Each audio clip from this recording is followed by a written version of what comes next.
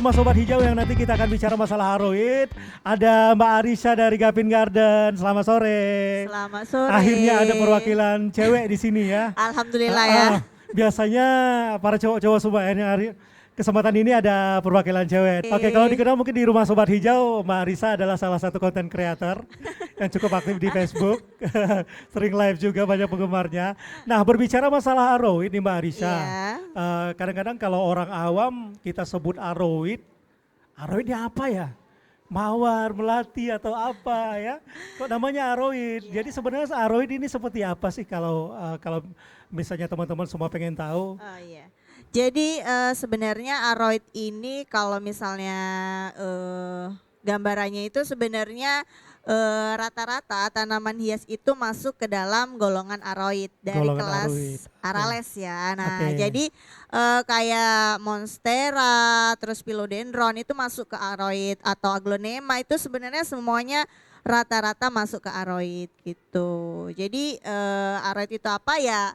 Tanaman hias itu sebagian besar itu masuknya ke dalam aroid ini. Oh, kalau gitu. spesifiknya mungkin aroid ini seperti apa nih Mbak Arisa? Mungkin ada beberapa pengelompokan atau jenis tanaman ini yang masuk di aroid sendiri. Oh gitu. Jadi sebenarnya kalau di pasaran itu aroid itu kayak lebih cenderung ke monstera dan philodendron ya. Jadi monstera itu kalau dulu viralnya itu ada tuh kayak janda bolong kayak gitu. Sebenarnya banyak ya jenis monstera sendiri itu ada kayak monstera borsigiana, terus juga ada monstera king ya. Terus juga jenisnya ada yang variegata juga ya. Nah, terus kalau philodendron sendiri itu sebenarnya banyak ya.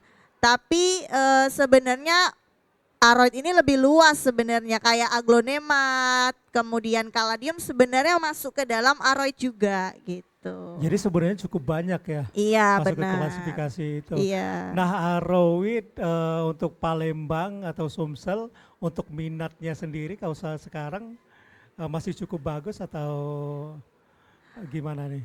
Kalau sejauh ini untuk Palembang ya sebenarnya minatnya itu normal ya. Maksudnya sebelum kita cerita dari sebelum pandemi ya. Dari sebelum pandemi itu sudah ada peminatnya, sudah ada penghobinya gitu.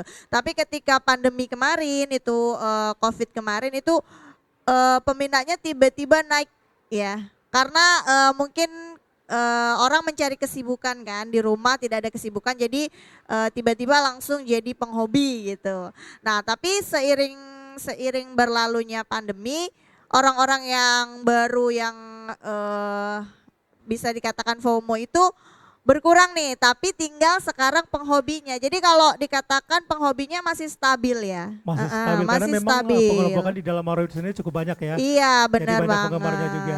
Oke.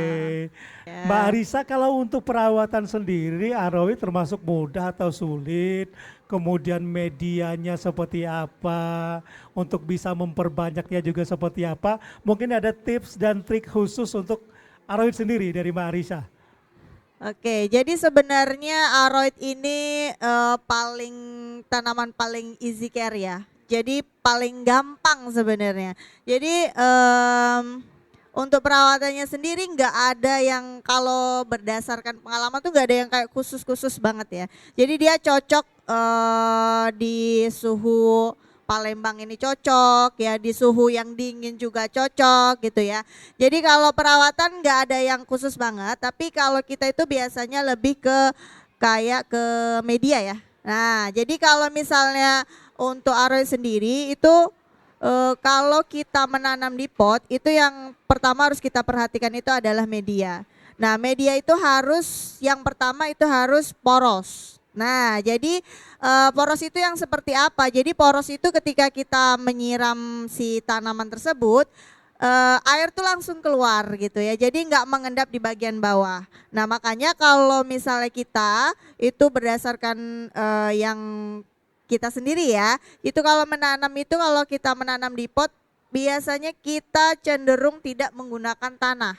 Ya, nah kenapa? Karena tanah itu dia kan punya sifat padat ya. Jadi ketika kita menyiram itu tanah akan terjadi pemadatan di dalam pot sehingga air itu akan mengenang. Nah, mengenangnya air itu bisa menyebabkan si tanaman ini busuk akar, tadi yang nggak sehat gitu ya. Sedangkan kalau misalnya medianya poros itu bagus untuk sirkulasi air sendiri bagi si tanaman tersebut gitu. Terus kalau perbanyaknya si aroid ini paling gampang ya. Kita biasanya kita cacah. Jadi perluas Dicacah. bonggol itu kita cacah ya. Jadi apa namanya? Kalau kita menunggu bunga itu malah lebih lama dibandingkan kita cacah. Jadi rata-rata biasanya kalau aroid itu kita mainnya cacah bonggol Dicacah, gitu. Bang. Tapi kalau dicacah ini memang harus ada akar khusus, akar dulu, atau boleh nih gondrong-gondrong kita perbanyak, kita tanam di tanah, udah bisa hidup aja kayak gitu aroid. Oke. Jadi untuk aroid sendiri sebenarnya kalau yang tipe hijauan ini bandel aja gitu. Kita potong, kita tancap langsung media itu bisa ya. Karena aroid kan pasti punya akar angin ya. Nah, jadi akar anginnya itu nanti kalau misalnya udah ada akar angin, kita potong, kita tancap media sebenarnya bandel aja sih. Cuman kalau untuk yang jenis variegata, memang kan karena dia kalau bisa dikatakan tuh abnormal ya. Jadi butuh perawatan yang memang agak sedikit tricky. Jadi suka terjadi busuk akar gitu. Jadi kita kalau misalnya cacah, ketika akar anginnya itu masih sedikit, biasanya paling best choice tuh kita WP sih. Water propagation ya. Oke. Jadi itu Ini yang lebih aman ya. iya, cara paling aman karena sejauh ini WP nggak pernah gagal ya, paling sukses dibandingkan kalau langsung tancap media ya gitu. Nah, tapi yang paling tersulit tantangannya bagi Mbak Arisa selama perbanyakan aroid ini jenis apa nih? Mungkin pernah, karena saya lihat kan kayaknya hobi perbanyak, cacah, ada sesi-sesi cacah-cacahan. Ada mungkin satu tanaman aroid yang justru ini tantangan nih buat saya.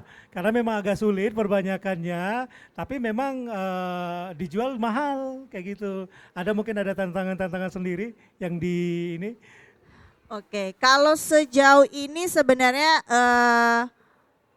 kesulitannya tuh di awal-awal ya, di awal-awal kita adopsi si tanaman ini ya. Jadi pasti kesulitan pertama itu ada di awal kita mencacah. Jadi misalnya kita nih adopsi tanaman, terus kita belum pernah cacah nih. Nah, kita belum tahu karakteristiknya harus digimanain. Nah, pasti ada trial dan error sendiri semua ya, semua tanaman gitu. Jadi ketika kita sudah pernah mencacah, oh kita tahu ini harusnya diginiin nih.